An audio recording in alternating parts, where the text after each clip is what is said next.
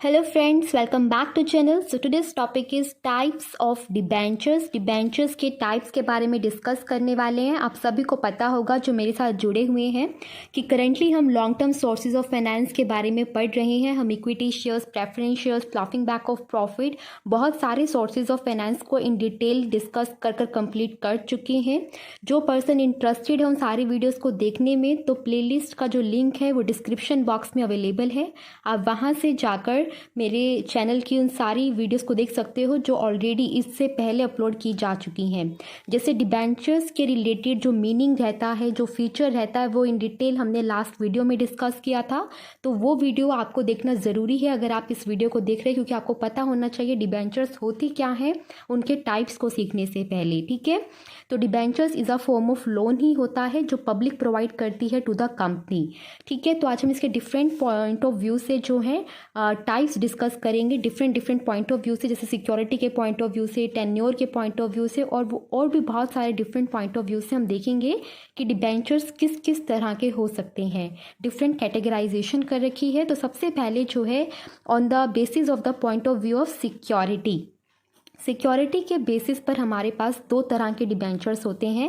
पहला यहाँ लिखा है सिक्योर डिबेंचर और दूसरा यहाँ लिखा हुआ है unsecure debentures.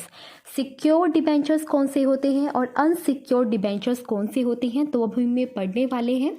Secure debentures guys वो डिबेंचर्स होते हैं जो कि सिक्योर्ड होते हैं against a charge on the assets of company.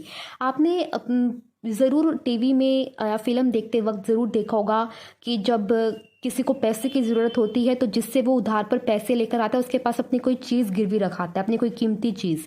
वो क्यों रख कर आता है? ताकि सामने वाली पार्टी जिससे वो पैसा उधार पर लेकर आ रहा है वो सिक्योर्ड हो जाए। उस सिक्योरिटी के बेसिस पर वो सामने वाली पार्टी सिक्योर हो जाए कि इन केस आप उसका पैसा टाइम पर नहीं लौटा पाते हो तो वो पार्टी जिसने अपना पैसा आपको उधार पर दिया था वो उस सिक्योरिटी को यूज़ कर अपना पैसा जो है कह सकते हैं कि वापस ले पाए। ठीक है, तो उसी तरह से जैसे लोन के केस में होता है, बैंक जो है लोन प्रोवाइड करने से पहले कई बार सिक्योरिटी रखवाते हैं। सेम वही सिचुएशन है यहाँ पर कि जब in the case of secure debentures, जब कंपनी डिबेंचर्स इशू करती है तो वो एक चार्ज क्रिएट करती है on the assets of company. ये कंपनी जब भी पब्लिक से पैसा लेगी उधार पर डिबेंचर्स को इशू कर, ठीक है, डिबेंचर्स कंपनी ने दिए, इशू किए, सॉरी, ठीक है, और पब्लिक ने जो है कंपनी को पैसा दिया, तो ये जो पैसा पब्लिक कंपनी को दे रही है अगर वो सिक्योर्ड है, दैट मीन्स अगर वो डिबेंचर सिक्योर्ड है by a charge on the assets of company. Charge on the assets of company का मतलब क्या है कि जब कंपनी अपने डिबेंचर होल्डर्स को एक साइंड परमिशन दे देगी, क्या दे देगी? एक साइंड कर एक परमिशन जो है उन्हें प्रोवाइड कर देगी कि गाइस अगर इन फ्यूचर मैं आपको आपका पैसा नहीं लौटा पाती हूँ, कंपनी डिबेंचर होल्डर्स को बोलती है कि मैं अगर आपको आपका पैसा इन फ्यूचर नहीं लौटा पाती हूँ तो ये रही मेरी साइड से परमिशन कि आप जो है मेरी कंपनी का एसेट्स को यूज़ कर अपने पैसे को पूरा कर सकते हैं, कि मेरी असेट्स जो हैं वो आपकी हो जाएंगी और आप जो है सिक्योर हो इस तरह से कि प्लीज़ मुझे अपना पैसा दे दीजिए, और अगर इन फ्यूचर आपका पैसा मैं नहीं लौटा पाती हूँ तो आपके पास हर एक राइट होगा मेरी असेट्स पर। ठीक है, कि उन असेट्स की ओनरशिप आपके पास आ जाएगी। ऐसा एग्रीमेंट कर वो कंपनी जो है अपने डिबेंचर होल्डर्स को दे देती है।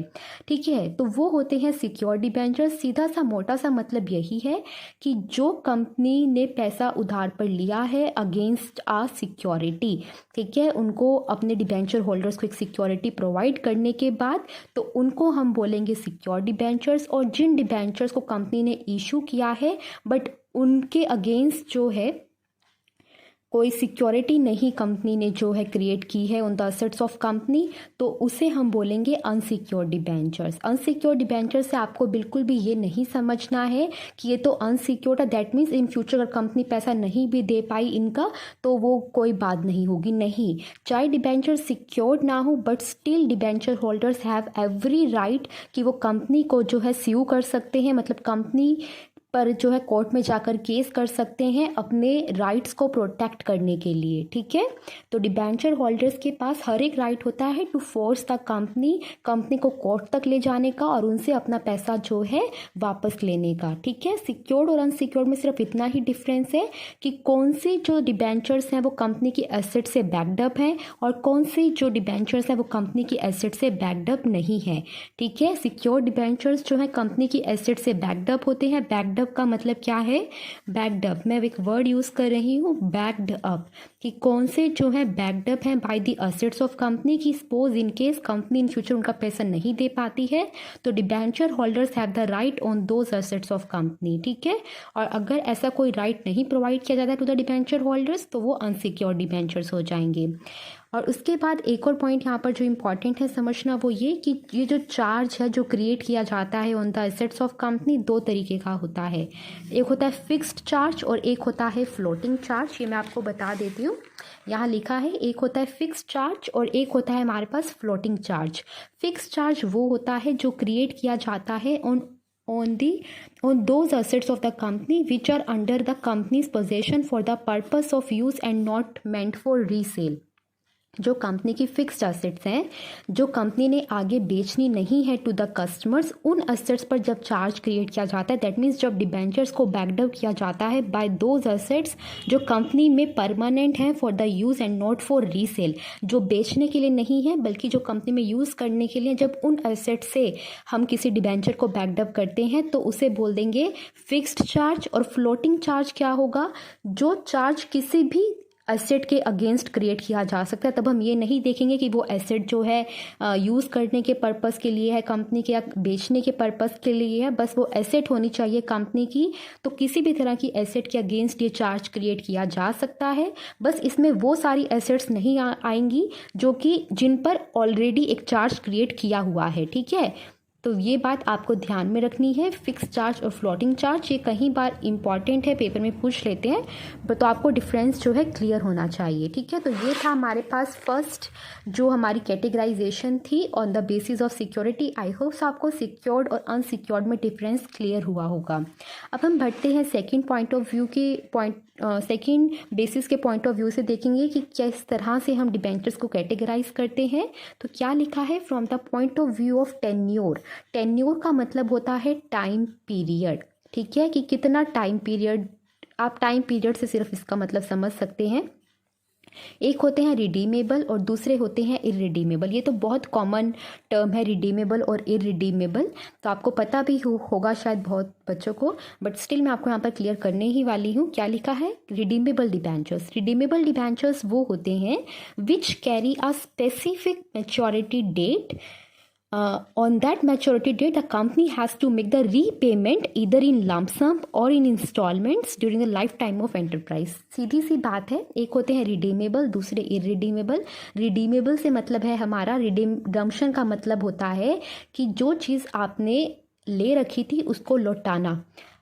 जो कंपनी डिबेंचर होल्डर से पैसा लेती है उसको वापस करना होता है कंपनी को। अगर उस पैसे को लौटाने के लिए एक पर्टिकुलर डेट फिक्स्ड है कि जिस डेट को वो पैसा कंपनी को लौटाना होगा टू द डिबेंचर होल्डर्स, तो उसे हम बोलेंगे रिडीमेबल डिबेंचर्स। और अगर वो डेट फिक्स नहीं है, दैट मीन्स जब कंपनी बंद होगी तभी पैसा लौटाएंगे डिबेंचर होल्डर्स का, तो उन डिबेंचर्स को हम बोलेंगे इररिडीमेबल डिबेंचर्स। वही चीज़ यहाँ पर लिखी है कि अगर स्पेसिफिक मैच्योरिटी डेट है डिबेंचर्स की जिस पर हमें उन डिबेंचर होल्डर्स का पैसा लौटाना है, रीपेमेंट करनी है, ठीक है, तो हम बोलेंगे रिडीमेबल डिबेंचर्स। और अदरवाइज जो कि रीपेबल है only on the closing up of the enterprise, जब मतलब कि जब लिक्विडेशन होगी कंपनी की सिर्फ तभी पैसा लौटाया जाएगा, तो उसे हम बोलेंगे इररिडीमेबल डिबेंचर्स। यहाँ पर दो वर्ड्स लिखे हुए हैं, एक लिखा हुआ है लंप सम और एक लिखा हुआ है इंस्टॉलमेंट्स। इसका मतलब मैं आपको बता देती हूँ, रिडम्पशन जो है या तो लंप सम में होती है या इंस्टॉलमेंट्स में होती है। लमसम का मतलब है कि एक साथ सारा पैसा लौटा देना और इंस्टॉलमेंट का मतलब है थोड़ा थोड़ा कर कर लौटाना। अगर इंस्टॉलमेंट में लौटाना होता है तो वो ड्यूरिंग द लाइफ टाइम जो है हमारे पास डेट जो है स्पेसिफाइड होती है कि इस डेट को लौटाया जाएगा और फिर उस डेट को जो है वो इंस्टॉलमेंट कंपनी को पे करनी होती है टू द डिबेंचर होल्डर्स, ठीक है। तो आई होप सो आपको ये सारे डिफरेंस अब तक जो मैंने बताए हैं वो समझ में आ रहे होंगे, ठीक है, अब हम थर्ड बेस की तरफ मूव करेंगे कि थर्ड कौन सा बेस है जिसके पॉइंट ऑफ व्यू से हम डिफ्रेंशिएट करेंगे डिबेंचर्स को। तो चौथा पॉइंट ऑफ व्यू जो लिखा हुआ है वो है हमारा कन्वर्टिबिलिटी। कि कन्वर्टिबिलिटी के पॉइंट ऑफ व्यू से हमारे पास यहाँ पर दो तरह के डिबेंचर्स दे रखे हैं, एक है कन्वर्टिबल डिबेंचर्स और दूसरे हैं non convertible debentures. Convertible debenture जैसे नाम से बता रहा है कि जो कन्वर्टिबल होंगे to the equity shares either at the choice of the company और एट और ऑफ द डिबेंचर होल्डर्स। सीधी सी बात ये है कि जो भी डिबेंचर्स ये राइट कैरी करते हैं कि उन्हें कन्वर्ट किया जा सकता है टू अनदर सिक्योरिटी, जैसे कि इक्विटी शेयर्स, या तो कंपनी की चॉइस हो, कंपनी चाहती हो तब भी हो सकता है, या फिर अगर डिबेंचर होल्डर चाहे तब भी हो सकता है। किसी भी अगर एक पार्टी की विल है कन्वर्ट करने की तो वो कन्वर्ट हो जाएंगे टू अनदर सिक्योरिटी जैसे कि इक्विटी शेयर्स, तो उन डिबेंचर्स को हम बोलेंगे कन्वर्टिबल डिबेंचर्स। और जिन डिबेंचर्स पर ये राइट नहीं होता है, ये राइट उन्हें नहीं मिलता है, तो उन्हें हम बोलेंगे नॉन कन्वर्टिबल डिबेंचर्स। मतलब कि जो ना तो कंपनी की विल पर और ना ही डिबेंचर होल्डर्स की विल पर कन्वर्ट हो सकते हैं to the another security like equity shares, तो उन्हें हम बोलेंगे नॉन कन्वर्टिबल डिबेंचर्स। नेक्स्ट हमारे पास लास्ट पॉइंट ऑफ व्यू जो रह गया है वो है registration. From the point of view of registration क्या लिखा हुआ है, एक होते हैं रजिस्टर्ड डिबेंचर्स और एक होते हैं बियरर डिबेंचर्स। रजिस्टर्ड डिबेंचर्स कौन से होते हैं guys? The debentures for which all the details, all the relevant और you can say the important details, जैसे कि एड्रेस क्या है डिबेंचर होल्डर्स का, उनका नाम क्या है, वो सब अगर कंपनी के रजिस्टर्स में रिकॉर्ड किया जा रहा है तो हम उन्हें बोलेंगे कि ये कंपनी के रजिस्टर्ड डिबेंचर्स हैं जिनकी सारी इंपॉर्टेंट डिटेल्स कंपनी के पास रजिस्टर्ड हैं। बियरर डिबेंचर्स कौन से होते हैं? बिल्कुल इसका अपोजिट, जिनके केस में कोई भी ऐसी डिटेल्स जो है कंपनी अपने बुक्स में प्रिपेयर कर नहीं रखती है अपने पास। आपको एक और बात मैं यहाँ पर बताना चाहूँगी, ये सारी डिटेल्स इसलिए प्रिपेयर की जाती हैं क्योंकि अगर इन फ्यूचर कभी डिबेंचर होल्डर्स अपना डिबेंचर किसी सेकेंड पार्टी को ट्रांसफ़र करना चाहती हैं तो उसके लिए एक प्रॉपर जो है ट्रांसफ़र डीड प्रिपेयर करनी पड़ती है, तभी ये डिबेंचर्स जो हैं ट्रांसफ़र हो सकते हैं to another party. But bearer debentures में ऐसी कोई डिटेल्स क्यों नहीं कंपनी प्रिपेयर करती? क्योंकि इनको हम ट्रांसफ़र कर सकते हैं विदाउट एनी ट्रांसफ़र डीड, कि यहाँ पर कोई भी ट्रांसफ़र डीड की जो है ज़रूरत नहीं पड़ती। By normal way of delivery भी आप ट्रांसफ़र कर सकते हो, यहाँ पर इतनी डॉक्यूमेंटेशन नहीं होती है। ठीक है, तो आई होप सो आपको ये सारे के सारे जो कैटेगराइजेशन हमने की है डिबेंचर्स की, जो डिफरेंट टाइप्स पढ़े हैं on the point from the different point of views, वो आपको ज़रूर समझ में आए होंगे। अगर समझ में आए हैं तो प्लीज़ वीडियो को लाइक करना। आज के लिए हम सिर्फ इतना ही पढ़ना था। आई होप सो छोटा रहा होगा वीडियो, आपको क्लियर हुई होंगी सारी टर्म्स। अगर समझ में आया है, क्लियर हुई है, अच्छा लगा है तो प्लीज़ वीडियो को लाइक करना और चैनल को सब्सक्राइब करना अगर अभी तक नहीं किया है। ठीक है, और ये सारी वीडियोस जो अभी तक अपलोड हो चुकी हैं मैं आपको दोबारा बता रही हूँ कि ये प्लेलिस्ट सेक्शन है हमारे पास जो चैनल पर, उस प्लेलिस्ट सेक्शन में फाइनेंशियल मैनेजमेंट की प्लेलिस्ट है गाइज, जिसका लिंक डिस्क्रिप्शन बॉक्स में भी अवेलेबल है। आप उस पर जाकर इन सारी वीडियोज़ को देख सकते हो फ्रॉम फर्स्ट टू लास्ट। ठीक है, सो आई होप सो आपको वो इजीली मिल जाएगा। स्टिल कोई भी आपको डाउट है, कुछ भी आपको समझ में नहीं आ रहा है, किसी भी तरह का आप मुझसे पूछ सकते हो कमेंट सेक्शन में, और टेलीग्राम चैनल भी आप ज्वाइन कर सकते हो। ठीक है, okay, thank you guys, bye bye.